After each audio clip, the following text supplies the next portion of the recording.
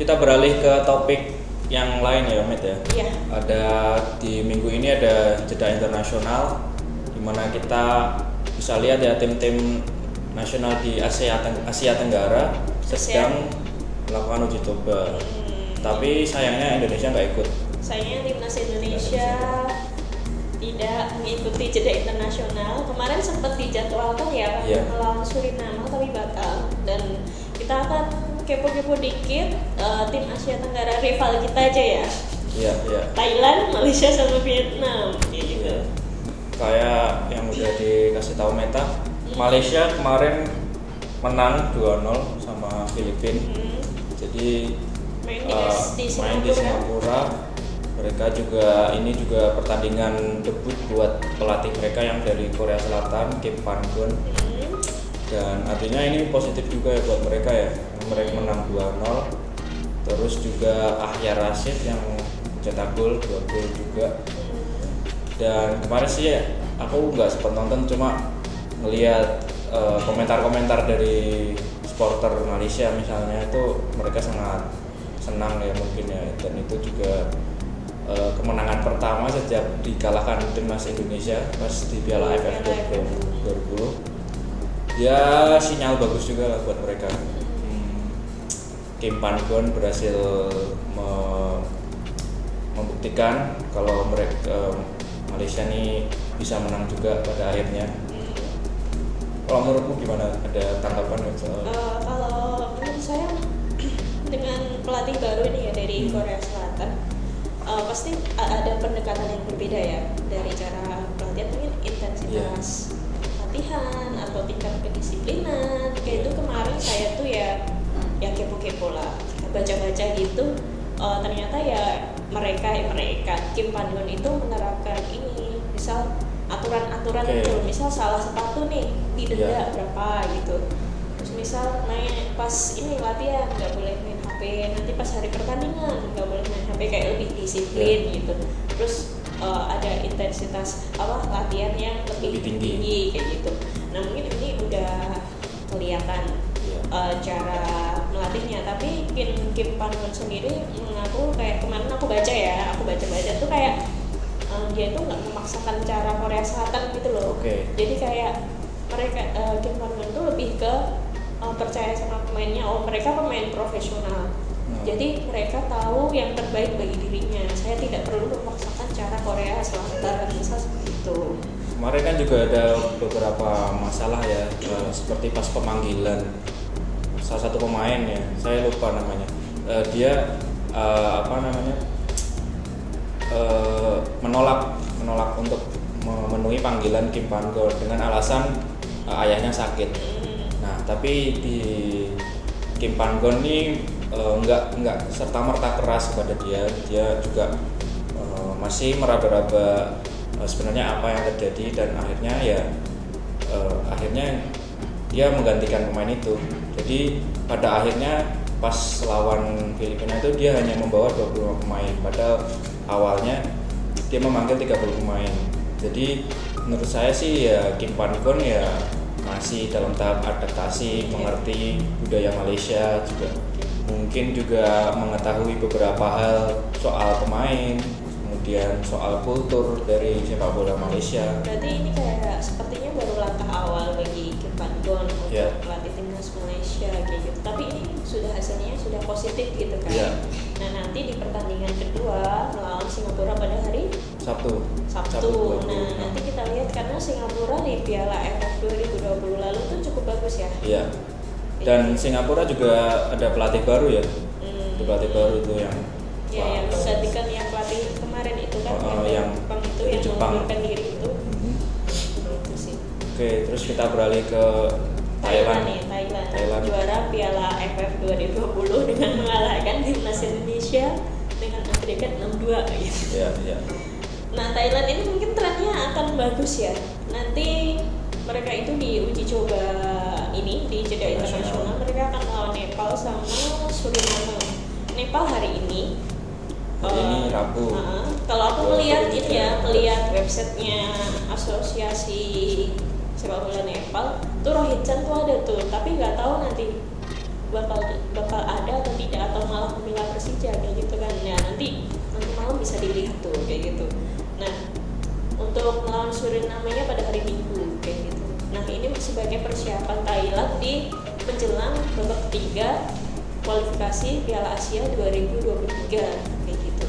Dan Nepal itu ini satu grup sama timnas Indonesia di grup A di babak ketiga kualifikasi Piala Asia 2023 kayak gitu.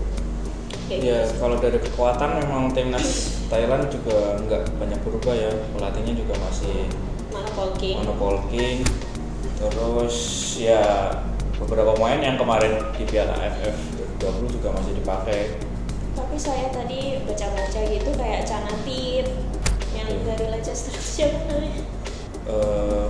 Tanawat. Entah sih itu. Pokoknya yang absen pasti tuh Canatip ya, karena dia kapten. Jadi nanti pas 2 uji coba ini kaptennya jatuh ke Teraton Lumatan. Oke. Jadi tetap bisa dipanggil ya. Oh, Teraton sekarang juga main di Liga ya, Thailand. Di Liga Thailand. Sedangkan Canatip masih di Jepang kan gitu. Oke. Terus ada apa lagi? Vietnam ya? Vietnam ini beda. Dia tidak main di uji coba. Dia main di laga resmi di ini ya, putaran terakhir kualifikasi Piala Dunia. Jadi tetap melanjutkan di babak terakhir kualifikasi Piala Dunia 2022. Ya walaupun peluangnya udah nggak ada ya, tapi ya ini poin yang sangat penting ya untuk peringkat FIFA juga kan kayak gitu. Terakhir kan menang kan lawan Cina. Jadi mungkin memang untuk pertandingan ini juga menargetkan kemenangan demi mendapatkan poin dan ya kehormatan juga lah ya, kalau menang juga kan klasemennya naik. Iya, nanti malam ini juga dia main lawan Oman kalau nggak salah. Dari Rabu 23 Maret ini ya. Oke, terus ini yang kurang timnas Indonesia nggak ada. Timnas Indonesia gimana nih guys? Ya kemarin kan sebenarnya ada ya, kalau dari Januari itu kemarin sebenarnya ada rencana melawan Suriname, terus ada wacana juga Kroasia, dan tapi pada akhirnya enggak kejadian karena memang Sintayong meminta untuk dia agar lebih fokus di timnas U19 Indonesia. Sekarang timnas U19 lagi persiapan di dan timnas U19 juga sekarang lagi di Korea menjalani TC untuk Piala Dunia U20. Jadi seperti itu sih timnas Indonesia memang. Sisi nggak baiknya itu kan satu pelatih kepala memegang beberapa ini ya, jadi kayak 3 timnas lah ya. 3 timnas, jadi kayak ada fokus yang harus diprioritaskan gitu. Dan beda sama misal Vietnam atau Thailand atau Malaysia, mereka punya pelatih sendiri kan. Iya. Kayak gitu. Jadi timnas U23-nya Thailand tuh sekarang lagi di Dubai buat persiapan turnamen gitu, sama buat Vietnam juga kan. Vietnam juga kan terdekat SEA Games kan. Gitu. Dan menyinggung timnas U23 juga, nanti timnas Indonesia juga bakal menjalani persiapan juga setelah timnas U19 Indonesia selesai di Korea, gantian ya timnas U23 juga bakal berangkat ke Korea TC juga untuk SEA Games.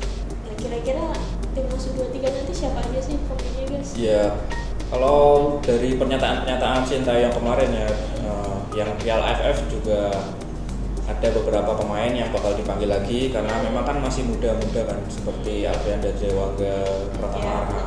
Berarti sebenarnya walaupun timnas Indonesia senior kita tidak ada persiapan, tapi jatuhnya pemainnya itu sama, kayak kurang lebih sama, ada mirip lah kayak beberapa sebenarnya. Cuma ada beberapa tambahan pemain dan terus ada ini juga ya, pemain yang udah dibilang bakal main, ada Maklop yang baru naturalisasi. April ini katanya udah bisa, sejak April 2022 ini dia udah bisa main, jadi pas SEA Games mulai Mei dia bisa main. Berarti Maklop jatuhnya ke slot senior ya, 3 orang itu. 3 orang dan yang kita belum tahu ya dua pemain seniornya. Berarti kalau ini patut ini ya kita nantikan yang Maklop udah lama ya. Terus juga ada pemain-pemain luar negeri yang memang kata Sintayong dia akan menggunakan pemain-pemain luar negeri untuk SEA Games. Jadi Tapi tetap aja kan SEA Games ini bukan agenda FIFA, bukan dalam jadwal jeda internasional juga. Jadi memang perlu komunikasi lah antara PSSI dan klub-klub di luar negeri. Kita tahu kan ada beberapa pemain luar negeri kan. Witan tuh masih ikut 23 masuk gak sih? Masuk masih ya? 20 tahun. Tapi kayaknya Witan susah deh. Ya. Karena dia ngegolin terus di FK Senika. Yes. Bakal susah dilepas kayaknya Witan. Ya kan memang performanya lagi bagus juga kan di FK Senika kemarin cetak gol. Elkan juga masuk tim utama, udah masuk tim utama, kemudian jadi kapten juga di tim U23-nya Ipswich gitu. Ya kita doakan aja yang terbaik. Soalnya kan memang ini keinginan Sinteyong, tapi di sisi lain ya terbentur masalah regulasi. Terus juga performa mereka di klub juga sedang bagus-bagusnya. Sayang sih kalau ya bukannya nggak mau membela negara, tapi ya takutnya kan kehilangan momentum mereka kan. Kalau ketika bagus di klub terus harus dibolak-balik lagi dipanggil ke timnas, ya itu bisa mengganggu konsentrasi mereka mungkin kan. Betul. Selain Witan sama El kan ada Egy juga kan, Egy Maulana Fikri itu juga masih 21 tahun dan masuk. Asnawi masih 22 tahun. Asnawi di Korea masih bagus, masih ikut juga SEA Games kemungkinan. Pratama Arhan yang baru gabung untuk Tokyo Verdy juga di Liga Jepang juga bisa. Ya, Sadil juga Sadil udah enggak ya? Sadil udah 24 kayaknya. 24. Kemungkinan ya, tapi kita nggak tahu juga, bisa juga masuk ke squad senior. Sadil juga performanya bagus di Sabah gitu kan, jadi pemain inti dan ngegolin juga. Mencetak 1 gol.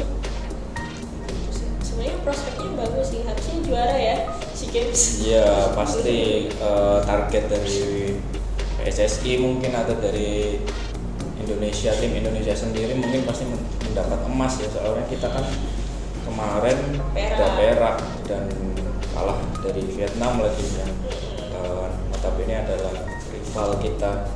Jadi ya kita tunggu aja nanti ya. Iya, kita lihat. Kayaknya masih terlalu dini menilai siapa aja sih yang bakal masuk gitu ya. Walaupun kita bisa menebak-nebak gitu.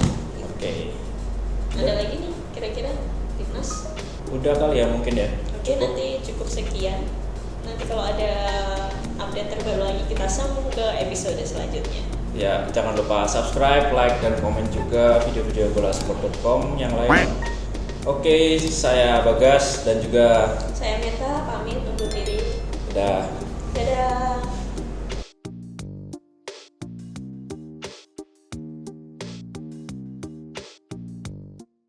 Terima kasih sudah menonton. Silakan subscribe, like, dan jangan lupa komen di bawah ya Bola Spotter.